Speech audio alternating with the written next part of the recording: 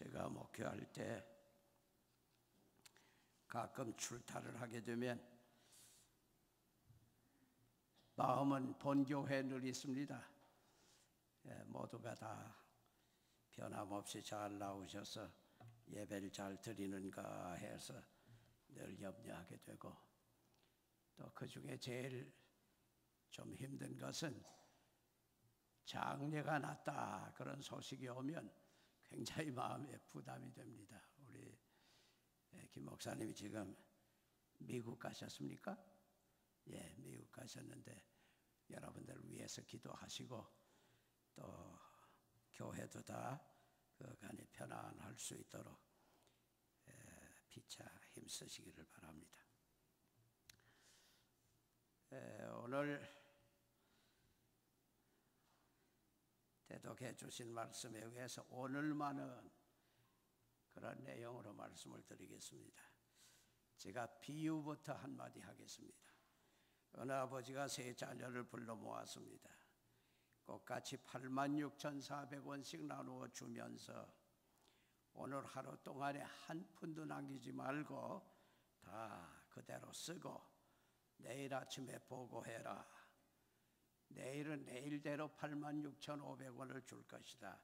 86,400원을 줄 것이다. 이제 그렇게 얘기를 했습니다.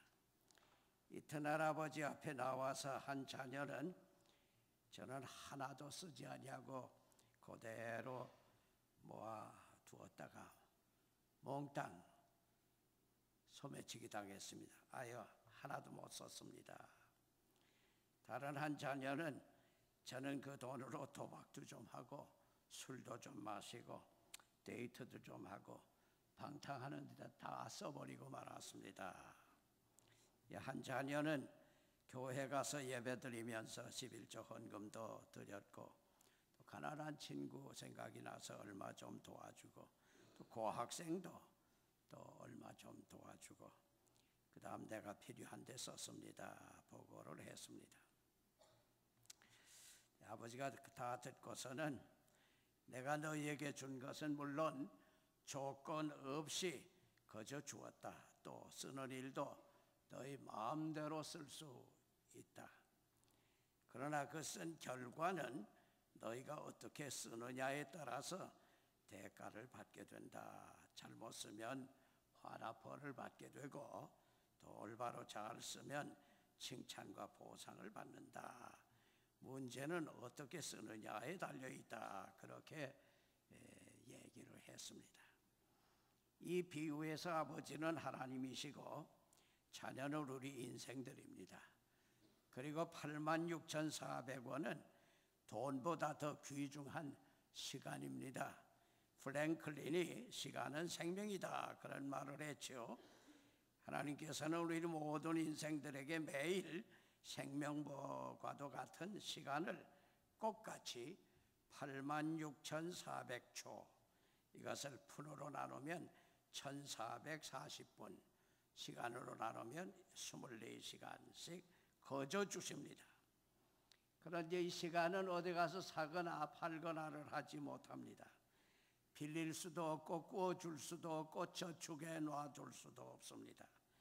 다만 그냥 주신 그 지금이라고 하는 그 시간을 올바로 사용하는 그것만이 성공의 비결이 됩니다. 그런데 우리 인생들은 비유처럼 대략은 서너 가지로 하고 있습니다. 시간을 돈 안 맞듯이 아무데도 쓰지 못하고 마치는 사람이 있습니다. 시간을 방탕에 범주에 쓰는 사람이 있습니다. 시간을 올바로 효과적으로 쓰는 사람이 있습니다. 예수님께서 그런즉 너희는 먼저 그의 나라와 의를 구하라. 그리하면 이 모든 것을 너희에게 더하시리라. 그러므로 내일 일을 위하여 염려하지 말라. 내일 일은 내일이 염려할 것이요 한날 괴로움은 그날에 족하니라 하고 말씀을 하셨습니다. 예수님께서 오늘을 성공적으로 올바로 잘 사는 세 가지 원칙을 말씀하셨다고 할 수가 있습니다. 첫째가 너희는 먼저 그의 나라와 그의 의를 구하라. 여기 오늘을 먼저 붙여야 되겠죠. 오늘 너희는 먼저 그의 나라와 그의 의를 구하라. 이 무슨 말씀인가 하면 오늘만은 하나님과 함께 의논하면서 하나님께서 정해주시는 목표를 세우고 주님과 함께 가는 생활을 하라, 그런 말씀입니다. 우리가 세상을 살아가는 동안에 때로는 가파르고 위험한 험산 줄령을 넘어야 하는 때가 있습니다. 어떤 경우에는 적막하고 아주 음침한 심산 유고 깊은 골짜기를 헤치며 지나가야 하는 때도 있습니다. 아니면 메마르고 답답한 죽음의 사막을 건너야 하는 때도 있고, 그런가 하면 노도광풍, 거센 파도와 죽음의 싸움을 하면서 전진할 수밖에 없는 때도 있습니다. 인생길은 문자 그대로 어떤 일이 있을런지 알 수 없는 파란만장한 나그네 길입니다. 인간 혼자서 갈 수 있는 길이 아닙니다. 아니, 인간들이 아무리 다 뭉쳐봐도 감당할 수 있는 길이 아닙니다. 아버지 하나님과 함께 가야 하는 길입니다. 어떤 신자가 꿈에 천국에를 갔다고 그래요. 예수님께서 친히 맞아 주셨습니다. 그런데 그 신자에게 맨 먼저 그 신자가 세상에서 지금까지 살아온 발자국을 한눈에 볼 수 있도록, 마치 파노라마처럼 한눈에 볼 수 있도록 해주셨다는 거예요. 그 신자가 자기의 지나온 발자국을 이렇게 되돌아 보았습니다. 참으로 쉽지 않은 고생길이었습니다. 무척 여러 가지 감회가 일어났습니다. 그런데 이상한 것을 발견했어요. 중병에 걸려서 의사가 희망이 없다고 선고를 했고, 약도 무슨 방법이 없었던, 그 생명을 잃을 수밖에 없는 위독하였던 때나, 또 전쟁, 많은 적군에게 포위를 당해가지고 빠져나갈 수가 없는 그런 상황 속에 갇혔을 때, 그리고 크게 실패해서 앞이 캄캄해 그저 절망 속에 빠졌을 때, 그런 그 위험하고 힘들었던 길목에서는 오직 한 사람의 발자국만 찍혀 있어요. 도리어 몸도 건강하고 생활도 넉넉해서 가족들과 함께 놀러 다니면서 아무런 어려움이 없었던 평지 같은 편안한 길에서는 마치 나란히 걸어가기라도 한 것처럼 두 사람의 발자국이 되어져 있었어요. 이 신자는 이해가 되지를 않아서 예수님에게 물었습니다. 주님, 이렇게 어려운 때에는 저 혼자 가도록 두셨고 편안할 때만 주님이 저와 함께 하셨네요. 그렇게 질문을 드렸습니다. 예수님께서 부드러운 음성으로 대답하셨습니다. 아닐세, 그와는 반대일세. 그대는 위급하고 험난한 일을 당하게 되면 목숨 걸고 간절히 매어 달려 나를 찾았네. 울부짖으며 회개하며 간곡히 기도하였네. 그때마다 나는 급히 달려가서 그대를 업어서 어려운 길을 헤쳐 그대를 구원해 주었지. 그 한 사람의 발자국이 바로 그대를 업은 내 발자국일세. 그런데 그대는 그 험난한 길이 끝나기만 하면 나를 전혀 찾지를 않았네. 도리어 나를 멀리하며 그대 마음대로 잘못된 길로 가려고 했네. 그때마다 나는 그대 뒤에서 걸어갈 수밖에 없었네. 그래서 두 발자국이 됐지. 그대가 만일 편안하고 안전할 때까지 진실로 나를 신뢰하고 필요로 하며 간절히 찾았다고 하면 아마 그 길의 발자국도 하나뿐일 수 있었네. 그렇게 말씀을 했어요. 예수님의 말씀을 듣고 이 신자는 비로소 주님이 같이 해주셨기 때문에 주님이 나를 업어서 구원해 주셨기 때문에 이 세상에 감당할 수 없는 고난, 위기를 다 넘길 수 있게 해주셨구나 하는 것을 다시 한번 깊이 생각하게 되었습니다. 동시에 매우 부끄러운 것은 조금만 평안하면 주님의 은혜를 잊어버리고 주님을 멀리한 잘못된 죄인으로 살았구나. 그래도 주님께서 버리지 아니하시고 곁에서 지켜주셨구나 하는 것을 깨달았어요. 잠에서 깨어난 후부터는 평안할 때일수록 더 범죄하기 쉬운 때임을 알고 언제나 주님과 함께하는 생활을 하였다고 하는 이야기입니다.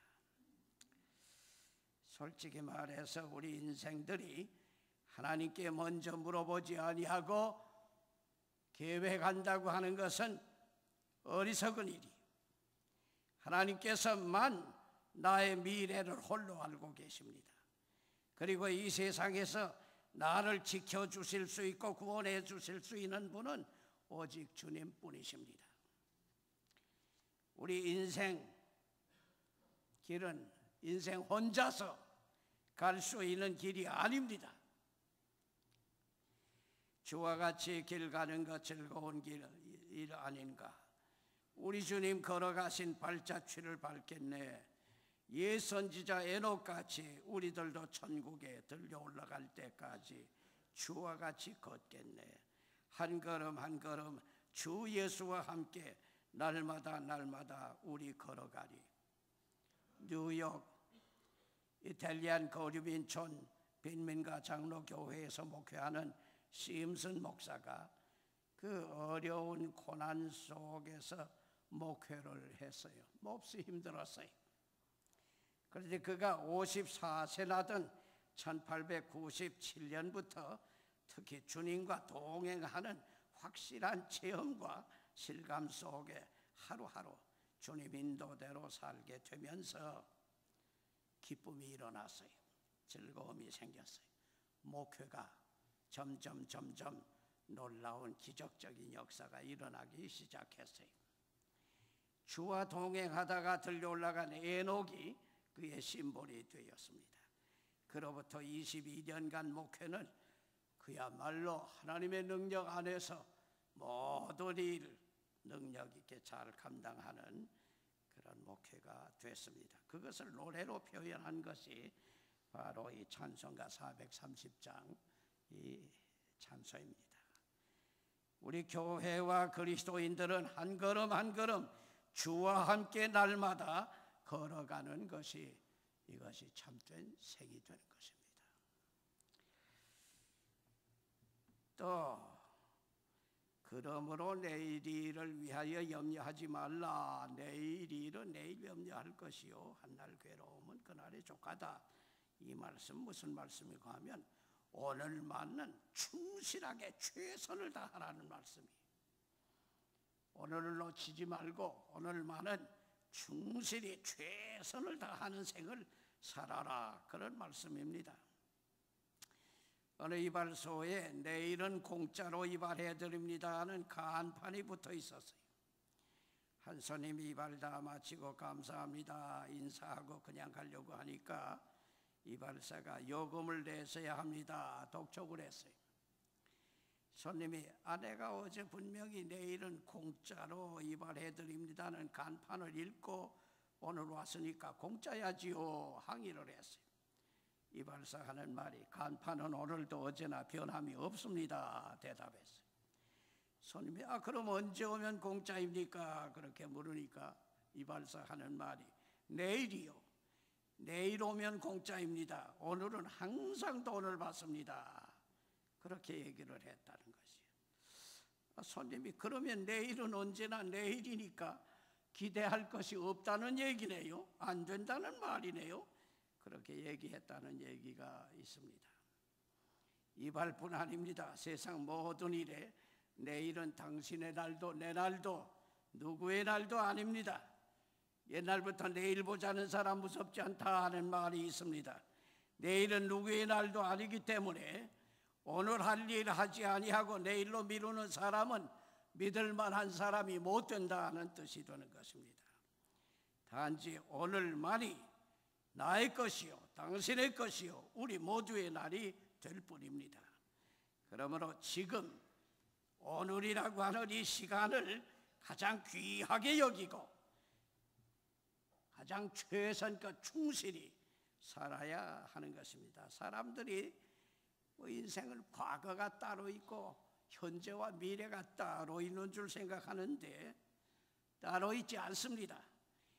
현재라고 하는 이 순간만이 있을 뿐입니다. 오늘이라고 하는 시간만이 있습니다. 오늘을 실패하면 부끄러운 과거를 남기게 되고 불안한 미래를 안게 되는 것뿐입니다. 오늘을 성공하면 성공적인 과거를 남기고 희망찬 미래가 오게 되는 것뿐입니다. 오늘을 성공해야 과거도 미래도 성공이 되어진다 하는 것을 알 수 있습니다. 빌리 그레이엄 목사는 미국은 이 세상 어디에서보다 인공오락이 가장 많기 때문에 도리어 게으름과 권태를 느끼는 사람들이 많아지고 있다. 타락과 범죄가 늘어나고 있다. 그렇게 경고하며 지적한 때가 있습니다. 이 지구상에서 미국이 가장 자유롭고 풍성한 나라이기 때문입니다. GNP가 높아지면 부지런히 더 열심히 일하는 것이냐? 아닙니다. 노는 데만 신경을 쓰고 취미 생활에만 자꾸 발달하게 되는 것입니다. 따라서 일반적으로 게을러지고 권태가 오게 됩니다. 그러므로 술이 늘어나가고 마약이 늘어나가고 섹스, 도박, 가정 파탄, 온갖 사회악이 늘어나가게 됩니다. 우리나라도 점점 발달하는 것은 산 꼭대기까지 인공 오락 장소만 늘어나가고 있습니다. 미국보다 오히려 더 빠른 템포로 인공 오락 시설만 늘어나가고 있고 동시에 사회악도 타락상도 미국보다 더 급격히 나빠지고 있습니다. 이렇게 될수록 우리 인생 성공하는 길은 다른 데 있지 않습니다. 오늘만은 충실하게 최선껏 살아야 한다. 그것이 가장 중요합니다. 윈스턴 처칠 영국의 유명한 인물인데 회고록, 그 회고록에 솔직한 대로 고백을 했어요. 나는 대학교 입학시험에 낙방을 받아가지고 사관학교로 갔다. 외국어 구사가 남보다 좀 뒤떨어졌고 또 이 예의범절 같은 것도 남만큼 잘 따라갈 수가 없었다. 또 정계에 들어갔지만은 10여 년 공백 기간을 보내면서 인생의 온갖 쓴맛을 다 맛보았다. 나는 하나의 평범한 뛰어난 것이 아무것도 없는 그런 존재다. 그렇게 고백하면서 나이 들어가지고 선거에 나서게 됐다.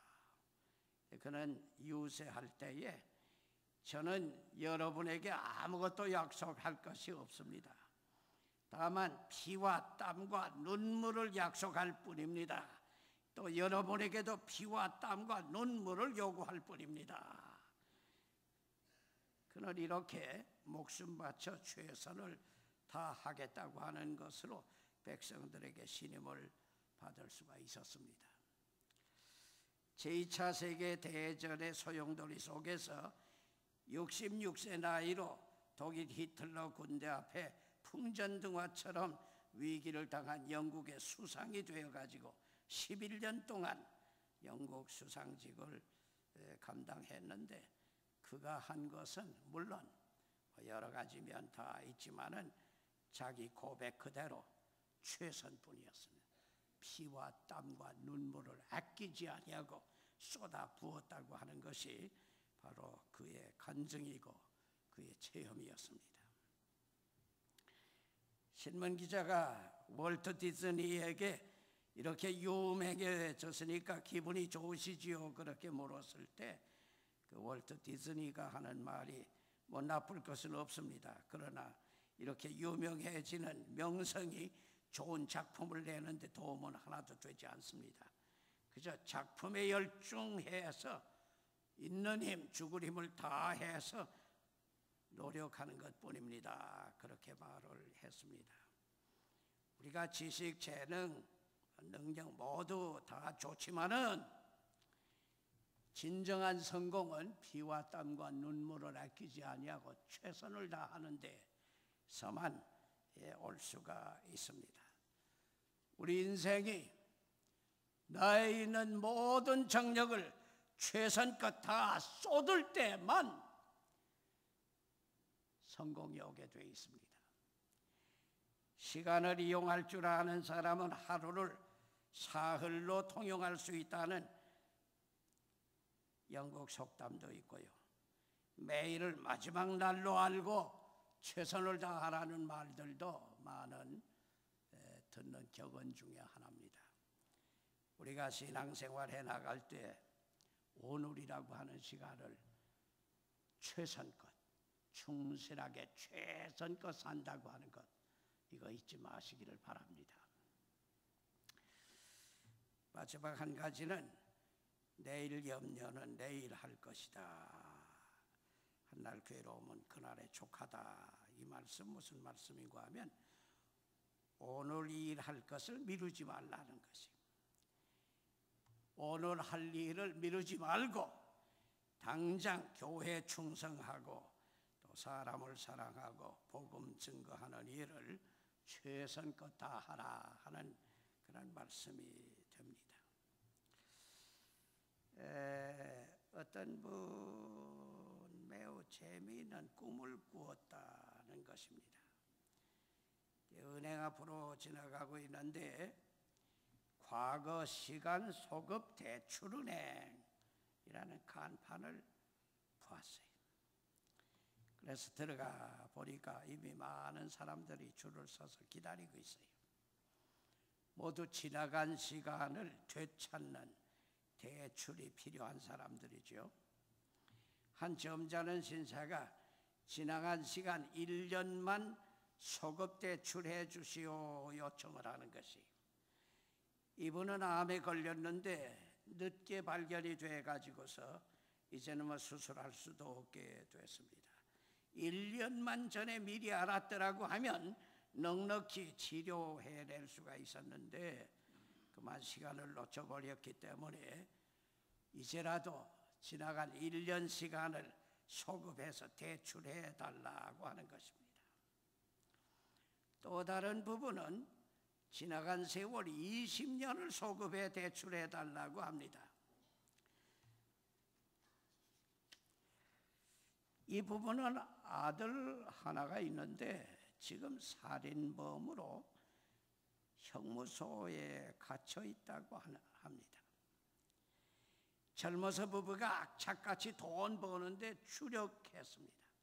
매일 새벽에 부부가 시장에 나갔다가 밤늦게 돌아왔습니다.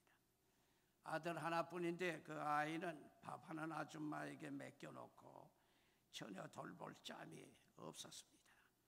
뭐 대화할 시간도 없었습니다. 심지어 아침 자고 있는 아이를 보고 나갔다가 늦게 돌아와서 자는 아이를 볼 뿐이었습니다. 아이하고는 전혀 대화도 잘 되지 않았습니다. 아들이 타락하고 있는 것을 전혀 몰랐습니다. 아들이 살인죄를 지은 다음에 비로소 자식에 대해서 소홀하였음을 깨닫게 됐습니다. 가정생활에 가장 중요한 것이 돈이 아니라 자식을 올바로 키우는 것임을 늦게 깨닫고 후회 막심하게 됐습니다.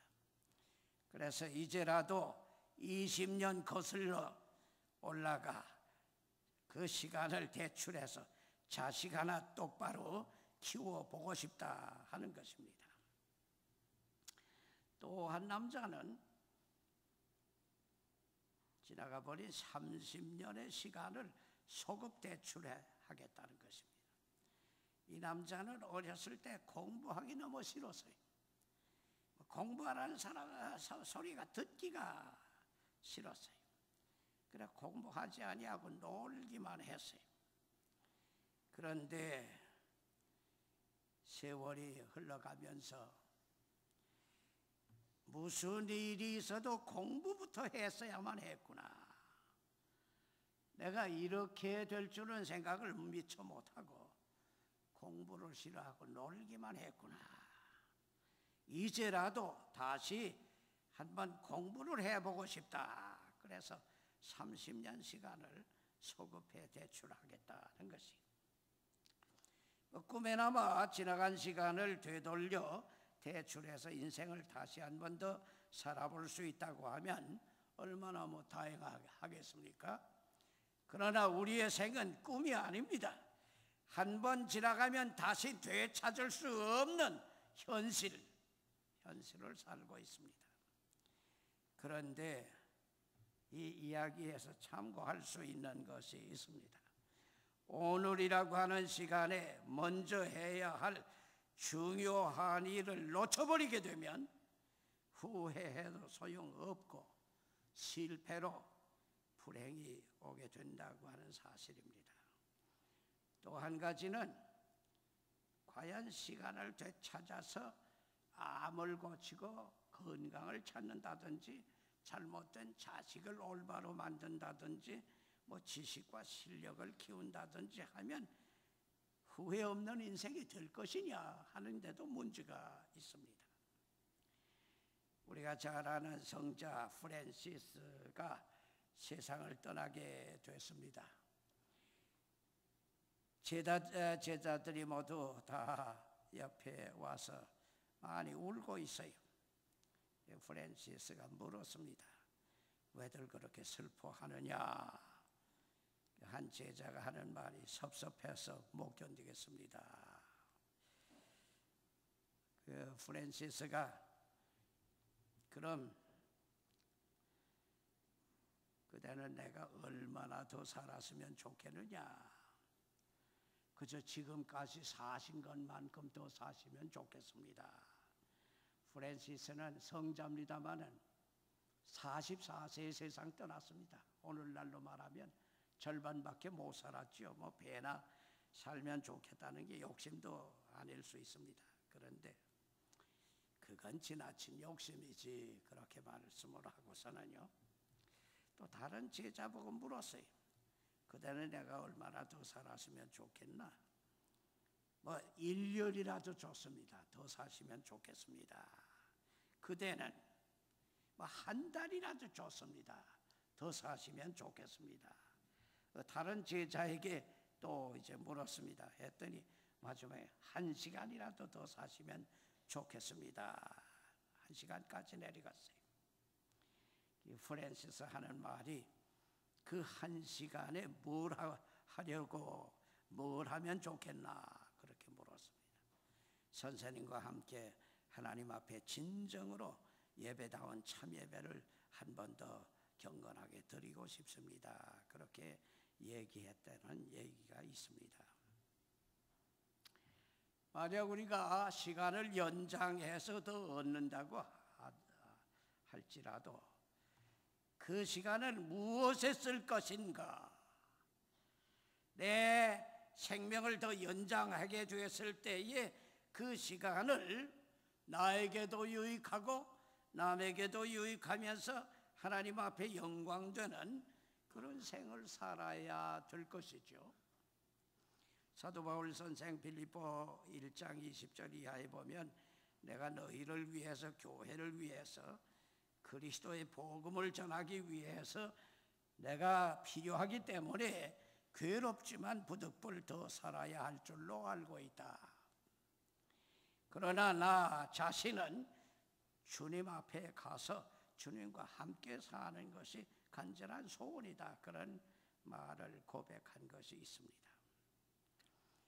과거 시간 소급 대출 은행을 찾을 것이 아니라 이제부터 남은 시간을 매일 어떻게 오늘이라고 하는 시간을 어떻게 써야 하느냐 그것이 더 중요합니다. 너희는 먼저 그의 나라와 그의 의를 구하라 하는 이 말씀은 교회에 충성하고 사람을 사랑하며 복음을 전파해서 다른 생명을 살리는 일에 최선을 다하라, 그런 말씀입니다.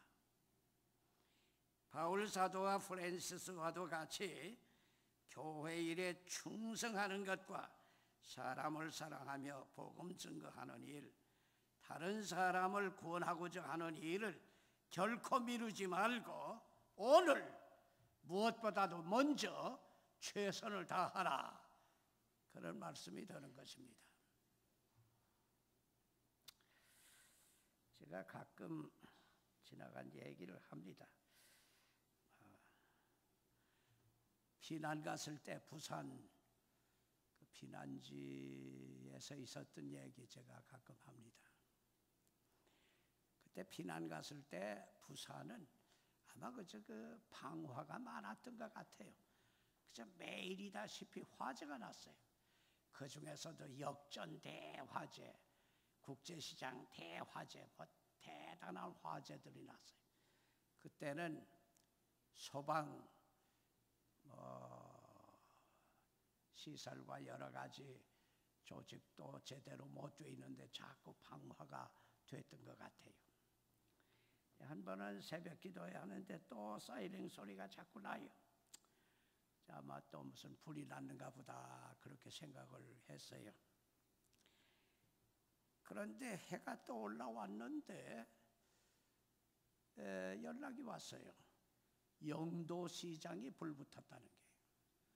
영도시장에 우리 집사님이 계시는데 그 화재 났으면 집사님이 아마 어려움을 당했겠구나, 그런 생각이 나서 제가 영도시장을 갔어요. 근데 뭐 그때 건물이랄 것이 없는 피난 때니까요. 제만 남았어요. 사람도 다 흩어졌어요. 제가 가서 물어봤어요. 여기서 장사하던 아무라고 하는 분 어디 가느냐 물었어요. 그랬더니 글쎄요, 아마 그 이모 댁에 갔을 겁니다, 그래요. 그래 영도 다리를 건너와서 이제 이모 댁으로 갔어요. 이모 댁에 갔는데 이모 댁은 이제 그 화재 난 집사님은 아들만 7이 있었어요. 1성이, 2성이, 3성이, 4성이, 5성이, 6성이, 7성이. 아들만 7이 있었어요. 그 이모 댁에 갔더니 그 들에서 7놈이 놀고 있어요. 놀고 있는데 공치기를 해요. 이렇게 공을 치고. 얘들아, 너희 집 불 붙었냐? 네, 목사님 안녕하세요. 예, 불 붙었어요. 공치기 하면서 대답을 해요. 다 붙었냐? 네, 다 붙었어요. 공치기. 너희 엄마 어디 계시냐? 이모님 댁 2층에 올라가 보세요. 그래서 이모님 댁 2층으로 올라갔어요. 그랬더니 그 여집사님이 머리 다 풀어헤치고요, 완전히 상가댁처럼 뭐 너무 울어서 눈이 다 빙빙 붓고 난리가 났어요. 제가 지금도 젊었는데 피난 때 얼마나 젊었겠어요. 새파랗게 젊은 목사 왔는데 마치 친정아버지라도 만난 것처럼 와서 제 목을 안더니 막 통곡하는 거예요. 목사님, 목사님, 망했어요, 망했어요. 알거지가 됐어요. 어떻게 살아갑니까? 저 새끼들 많고 난리가 났어요. 본래 뭐 신방이 재미있는 것만은 아닌데 화재 신방처럼 재미없는 게 없어요. 가서 뭐 막부터 울 수도 없고 그렇다고 뭐 축하할 것도 못 되고 그 화재 좀 이제 어떻게 되느냐 물어봤더니 너무 복잡해요. 다 들을 수도 없어요. 그 얘기 좀 듣다가 집사님 예배 드립시다 그랬어요. 그랬더니 그 집사님이 얼굴이 길쭉해져요. 역시 젊은 목사님이 경험이 없는가 보다. 이 북새통에 뭐 예배는 또 무슨 예배를 드리자고 하나, 뭐 그런 얼굴이에요, 표정이. 근데 목사가 무슨 그 화재난 집에 가서 걱정이나 하다 올 바에야 뭐 신방 가나만 하죠. 가서 뭘 합니까? 예배 드리러 간 거죠. 그래서 자기가 예배 드리자고 그랬어요. 뭐 찬송 성경이 어디 있는지도 뭐 다 흐트러져 있고요. 예배 시작했어요. 찬송은 저 혼자 독창을 했고요. 성경 말씀을 읽는데 귓등으로도 안 들어요. 눈동자가 다 고다졌고 정신이 하나도 없는 거예요. 관심이 뭐 지금 뭐 집중이 되어 있질 않아요. 제가 가만 생각해 보니까 이 집사님한테 무슨 얘기해 봤댔자 안 되겠구나 그런 생각이 나서 집사님에게 물었어요. 집사님, 애들 어디 갔어요? 애들. 그랬더니 눈에 빛이 반짝하고 났어요. 내가 이거 화재 걱정만 하다가 애들 간수를 못했구나. 그래서 뭐 엎치기 덮치기로 설상가상으로 화재 난 날 교통사고도 날 수 있잖아요. 겁이 덜컥 났어요. 정신이 팍 돌아왔어요. 애들이 아까 들에서 놀았는데요. 그래요. 맞아요. 제가 이제 올 때 보니까 이 1서희, 2서희, 3서희, 4서희, 5서희, 6서희, 7서희 공치기 하고 있어요. 공치기.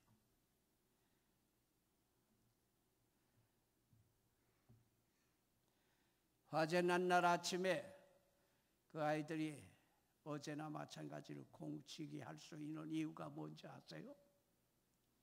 아빠, 엄마 있으니까 공치기 하면 되는 거예요. 집사님, 하나님이 세상 떠났다면 몰라도 하나님 살아계시는데 화재 났다고 이렇게 울고 불고 난리가 나고 이게 무슨 신화입니까? 저 그때 젊은 목사가 소리를 빽 지르고 한번 책망을 했어요. 그랬더니 그 집사님이 아주 정중한 자세를 취하더니 목사님, 고래 쌉니다. 고래 쌉니다. 이게 사투리에 고래라는 건 그래서 하는 말이고 싸다는 게 뭐냐면 당할 거 마땅히 당할 거 당했다. 그런 얘기예요. 그래서 제가 그랬어요. 뭐 그랬어? 그래 물었어요. 그랬더니 그 여집사님 뭐라고 그러는지 아세요? 목사님, 아시다시피 제 애들이 많잖아요. 이 아이들 데리고 피난 올 때요, 한 끼도 굶은 일이 없습니다. 손가락 하나 다칠 일도 없습니다. 영도시장이지만은 그 시장에 가서 자리를 하나 잡았는데 이 다이 하나 놓고, 다이라는 게 일본 말이에요.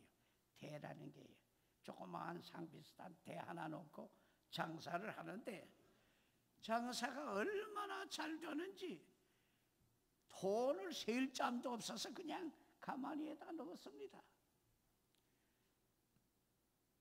제가 하나님이 주시는 은혜 많이 받았죠. 제가 늘 감사해서 새벽마다 나가서 새벽 기도에 빠지는 일 없고 나가 기도하고 감사하고 11조 바치고 교회를 발벗고 나서서 최선껏 다 했지 않습니까? 또 그때 애들이 얼마나 교회도 잘 나가고 공부 잘해서 매일 그 상장 타다가 이렇게 붙여놓고 그랬습니다. 그런데 이 다이가 잘 되면서 그 이제 상점 하나 짓고 뭐 집 한 칸 짓는데 이게 뭐 그다지 중요하다고 새벽 기도에도 못 나가기 시작했고 11조도 좀 잘라 먹었고 교회를 하라고 하면 제가 요래저래 핑계도 하고 제가 좀 그랬지 않습니까? 간신히 집을 지어놓기도 하고 했는데요, 전에처럼 그렇게 열심히 못했잖아요. 근데 그때부터 애들이 얼마나 골치 아프게 하는지 공부들도 안 하고 말썽만 자꾸 부리고 난리가 났어요. 목사님, 고래 쌉니다. 내 매 좀 맞아야 됩니다. 제가 하나님 앞에 감사하고 헌신하고 충성하고 순종할 때 온갖 은혜 다 주셨는데 쓸데없는 무슨 점포 하나 만들고 집 한 칸 짓느라고 해가지고 교회를 등한히 하고 하나님 앞에 최선을 못했지 않습니까? 제가 다 하나님 앞에 책망 매 좀 맞춰야 되죠. 고래 쌉니다. 그래 제가 그랬어요. 집사님, 다시 합시다. 다시 합시다. 아무것도 없이 어린 것들 데리고 와서 빈손으로 그렇게 새벽 기도에 빠지지 않고 주일 잘 지키고 교회 봉사 잘하던 거리로 돌아갑시다. 이제 다 없어졌으니까 다시 합시다. 그래 그 집사님이 눈물 뻑뻑 닦고 알겠습니다. 제가 다시 하겠습니다. 저는 이제 그 집사님 다시 하겠다고 결심한 그 다음 얼마 되지 않아서 그 교회 떠났습니다. 대구 영락교회로 떠났습니다. 작년입니다. 우리 교단 총회 소망교회에서 모였을 때 총대 중에 하나가 달려와서 반갑게 인사를 해요. 목사님 안녕하셨죠? 제가 칠서입니다. 장로 총대로 이번 총대로 이렇게 왔습니다. 제가 번개같이 머리에 그 여집사님이 다시 하겠다고 하더니 제대로 신앙생활 잘 했구나 하는 그런 느낌을 받으면서 너무 반가웠어요. 1성, 2성, 7성이 마지막 막내가 장로가 돼서 총대로 와 있어 인사하는 거예요. 오늘 뭘 할 겁니까? 세상을 위해서 할 겁니까? 육신 위해서 할 겁니까? 현세가 중요합니까? 오늘 뭘 할 겁니까? 교회 위해 충성하는 것, 다른 사람을 위해서 복음 증거하고 구원 얻게 하는 것, 이 이상 더 중요한 일이 어디 있습니까? 이것을 등한히 하지 말고 오늘 미루지 말고 최선을 다할 수 있게 되시기를 바랍니다. 오늘 하나님 지시하시는 대로 하나님과 의논하면서 목표 세우고 주님과 동행하고 오늘 피와 눈물과 땀을 아끼지 않고 충실하게 최선을 다하되 오늘 일을 뒤로 미루지 말고 교회에 충성하고 다른 사람을 사랑하고 구원하는 일 최선을 다하시는 오늘 되시기를 바랍니다. 사랑하시는 주님 감사합니다. 베델교회 식구들 오늘을 등한히 하지 않게 하여 주시옵시며 하나님의 뜻대로 살아서 일생 하나님 앞에서나 사람 앞에서 나라 민족 앞에서 이 세상 모든 분야에 없어서는 안 되는 주의 종들이 되게 하여 주시옵소서. 예수님의 이름으로 기도드리옵나이다. 아멘.